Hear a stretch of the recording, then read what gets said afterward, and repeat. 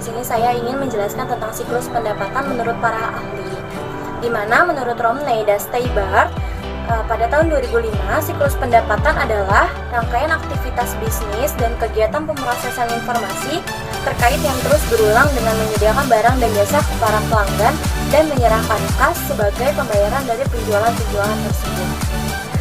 Dan menurut Bodnar dan Hopwood, pada tahun 2003, siklus pendapatan adalah kejadian-kejadian yang berkaitan dengan pendistribusian barang dan jasa kepada entitas-entitas lain dan penagihan pembayaran yang berkaitan. Menurut Winarno, pada tahun 1994, tujuan utama dari siklus pendapatan ini ialah menukar produk dan jasa atau jasa menjadi kas. Tujuan ini dapat dirinci menjadi penyelidikan bahwa pembeli mempunyai kemampuan cukup untuk membayar kredit. Yang kedua, mengirim barang atau mengerjakan jasa kepada konsumen pada waktu yang telah disetujui. Yang ketiga, menagih hasil penjualan dengan teliti dan tepat waktu, dan lain sebagainya. Menurut Romney, pada tahun 2005, ada 3 fungsi dasar sistem informasi akuntansi dalam siklus pendapatan ini, yaitu 1. Mendapatkan dan memproses data mengenai berbagai aktivitas bisnis. Yang kedua, menyimpan dan mengatur data tersebut untuk mendukung pengambilan keputusan. Dan yang terakhir, yang ketiga, memberikan pengawasan untuk memastikan. Sekian penjelasan dari saya, pengertian dari siklus pendapatan menurut para ahli. Mohon maaf jika ada kesalahan kata. Terima kasih semuanya. Wassalamualaikum warahmatullahi wabarakatuh. Perkenalkan, nama saya Chef Nima Maliana Rahmi dari kelompok 1 Sistem Informasi Akuntansi. Di sini saya akan menjelaskan tentang aktivitas siklus pendapatan yang terdiri atas 4 dasar siklus aktivitas pendapatan. Yang pertama, ada penerimaan pesanan dari pelanggan. Yang kedua, ada pengiriman barang. Dan yang ketiga, penagihan dan piutang usaha. Dan yang keempat adalah penagihan kas. Yang pertama, saya akan menjelaskan tentang penerimaan pesanan dari pelanggan. Penerimaan pesanan dari pelanggan itu terdiri atas 4. Yang pertama, ada mengambil pesanan dari pelanggan, di mana kita menerima pesanan dari pelanggan. Kemudian yang kedua itu ada persetujuan kredit, di mana si pembelinya itu mengajukan kredit dan kita akan menyetujuinya. Dan yang ketiga itu ada memeriksa ketersediaan. Kita wajib melakukan persediaan tersebut, karena jika tidak, ketika si pembeli telah melakukan proses pembelian dan ternyata barang tidak ada, kita akan mengecewakan si pembelinya. Dan yang keempat adalah menjawab permintaan pelanggan dengan cepat. Kemudian yang kedua adalah pengiriman barang. Pengiriman barang itu ada pengambilan barang, bisa dari gudang langsung atau dari produsennya, dan pengepakan pesanan. Pengepakan pesanan dilakukan ketika kita mau mengirimkan barang kepada ekspedisi. Kemudian ada pengiriman untuk ke ekspedisinya. Yang ketiga ada penagihan dan piutang usaha. Penagihan dan piutang usaha itu ada 3, ada penagihan, kemudian ada pemeliharaan dana piutang usaha, dan yang ketiga itu ada pengecualian. Pengecualiannya itu penyesuaian rekening dan penghapusan. Dan yang keempat ada penagihan kas. Penagihan kas itu dengan menangani kiriman uang dari pelanggan secara langsung, atau kita bisa menyimpannya langsung ke dalam bank. Begitu saja dari saya. Assalamualaikum warahmatullahi wabarakatuh. Nama saya Yulita Nekiarwati. Saya menjelaskan tentang prosedur aktivitas siklus penerimaan.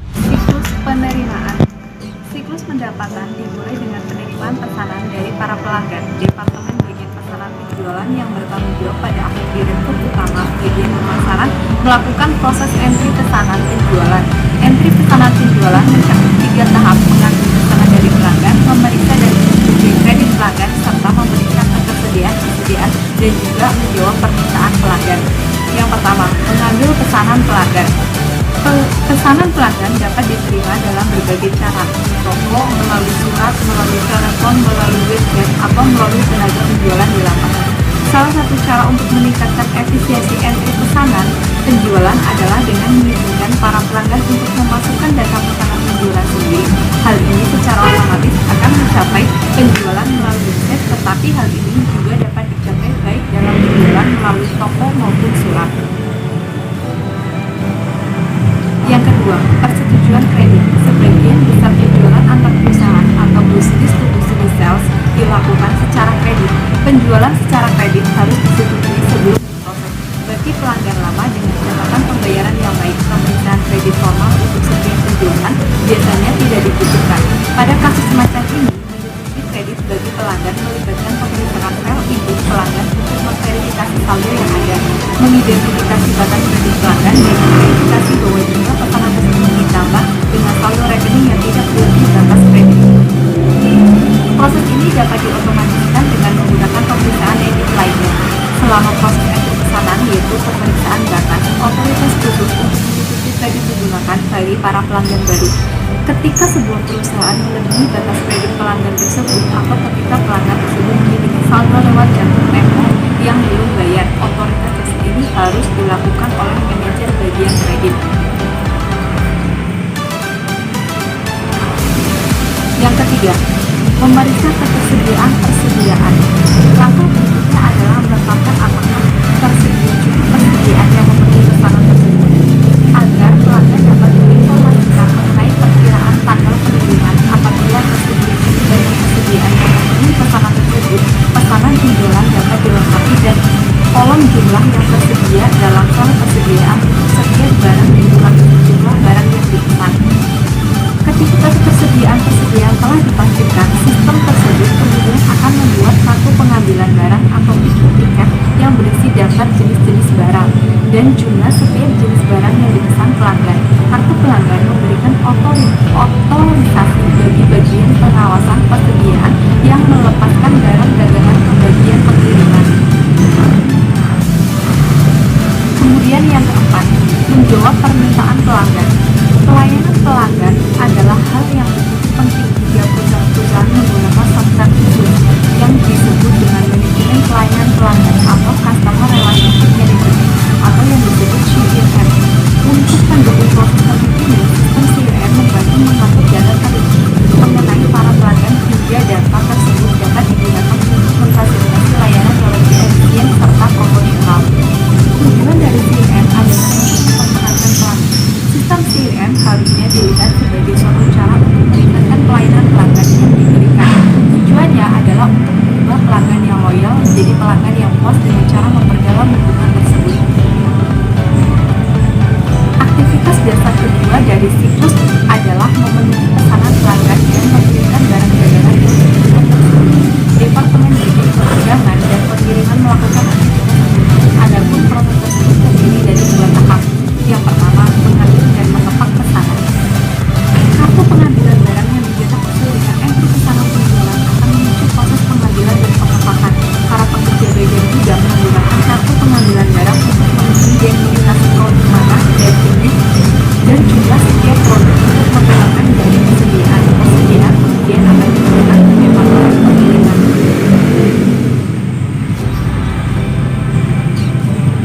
Sistem gudang otomatis tidak hanya memotong biaya yang meningkatkan efisiensi dan menangani persediaan, tetapi juga meningkatkan peminat yang lebih responsif untuk pelanggan. Yang kedua, mengirim pesanan tersebut. Departemen pengiriman membandingkan pengiriman fisik persediaan dengan jumlah yang ditentukan dalam kartu pengambilan barang dan jumlah barang yang dibutuhkan dalam salinan pesanan penjualan yang dikirim secara langsung ke bagian pengiriman dari entry pesanan penjualan. Dokumen pengiriman adalah kontak legal yang menunjukkan tanggung jawab atas barang yang dikirim. Departemen pengiriman memberikan salinan kedua dokumen pengiriman untuk melakukan dan mengkonfirmasi pengiriman barang ke bulan tersebut. Salinan lainnya dari dokumen pengiriman dan slip pengepakan dikirim ke Departemen Perizinan untuk menunjukkan bahwa orang tersebut telah dikirim dan faktur penjualan harus dibuat serta dikirim. Kurir tersebut juga menahan satu salinan dokumen pengiriman untuk catatan mereka. Nama saya Nur Muhammad Habibi. Saya akan menjelaskan tujuan siklus pendapatan. Tujuan siklus pendapatan adalah menyediakan produk yang tepat di tempat dan waktu yang tepat dengan harga yang sesuai. Adapun secara terperinci tujuan-tujuan tersebut antara lain: semua transaksi telah diotoritas dengan benar, semua transaksi dicatat dengan valid atau benar-benar terjadi, semua transaksi yang valid telah disahkan dan dicatat, semua transaksi dicatat dengan akurat, aset dijaga dari kehilangan ataupun pencurian, dan yang terakhir itu aktivitas bisnis dilaksanakan secara efisien dan efektif. Terima kasih. Baik, di sini saya akan menjelaskan beberapa materi tentang siklus pendapatan. Yang pertama, aplikasi siklus pendapatan. Satu, sistem penagihan piutang. Yang kedua, sistem piutang dagang. Yang ketiga, retur dan potongan penjualan. Lalu yang keempat, penghapusan piutang dagang. Lalu yang kedua, laporan siklus pendapatan. Yang pertama, laporan kontrol. Kedua, daftar. Tiga, laporan khusus. Dan di dalam laporan khusus terdapat 4 aspek. Yang pertama, laporan pelanggan. Yang kedua, neraca percobaan piutang tersimpan. Dan yang ketiga, daftar pengiriman uang. Dan yang keempat, laporan analisis penjualan. Lalu model data siklus pendapatan adalah model bagaimana sebuah sistem akuntansi dapat direkayasa kembali untuk usia komputer. Model data yang menyediakan satu metode untuk merancang bisnis, baik data keuangan dan operasional. Terima kasih. Nama saya Putri Agustina. Saya akan menjelaskan tentang ancaman dan prosedur pengendalian siklus pendapatan. Proses yang pertama berdasarkan entry pesanan penjualan. Ancamannya adalah yang pertama, pesanan pelanggan yang tidak lengkap atau tidak akurat. Prosedur pengendalian yang dapat diterapkan yaitu pemeriksaan debit, entry, dan account. Dan ancaman yang kedua, penjualan secara kredit ke pelanggan yang memiliki catatan kredit yang buruk. Prosedur pengendaliannya dapat dilakukan persetujuan kredit oleh manajer bagian kredit bukan oleh fungsi penjualan seperti catatan yang akurat atau saldo rekening pelanggan. Ancaman yang ketiga, legitimasi pesanan atau yang berarti mengesahkan pesanan. Prosedur pengendalian yang dapat diterapkan yaitu tanda tangan di atas dokumen kertas, tanda tangan digital, dan sertifikat digital untuk e-use. Ancaman yang keempat, habisnya persediaan biaya pengujangan dan pengurangan harga. Prosedur pengendalian yang dapat diterapkan yaitu sistem pengendalian persediaan. Pada proses atau aktivitas yang kedua, yaitu pada proses pengiriman. Ancaman yang biasanya terjadi adalah kesalahan pengiriman barang dagangan, jumlah dan alamat yang salah. Pengendaliannya dapat berupa rekonsiliasi pesanan penjualan dengan kartu pengambilan dan slip pengepakan, atau juga dengan pemindai kode garis pengendalian aplikasi entry data. Ancaman yang kedua dari proses pengiriman yaitu pencurian persediaan. Pengendaliannya dengan batasi akses fisik ke persediaan. Untuk proses atau aktivitas yang ketiga yaitu penagihan dan piutang usaha. Ancamannya seperti kegagalan untuk menagih pelanggan. Yang kedua, kesalahan dalam penagihan. Yang ketiga, kesalahan dalam memasukkan data ketika memperbarui piutang usaha. Pengendaliannya dapat berupa pemisahan fungsi pengiriman dan penagihan, pengendalian edit entry data daftar harga, rekonsiliasi buku pembantu piutang usaha dengan buku besar, laporan bulanan ke pelanggan. Untuk yang selanjutnya, proses pada penagihan kas, ancamannya seperti pencurian kas, dan pengendaliannya bisa dengan pemisahan tugas, minimalisasi penanganan kas, kesepakatan logbook, konfirmasikan pemisahan, dan penyimpanan semua penerimaan rekonsiliasi periodikal laporan bank dengan catatan seseorang yang tidak terlibat dalam pemrosesan penerimaan kas.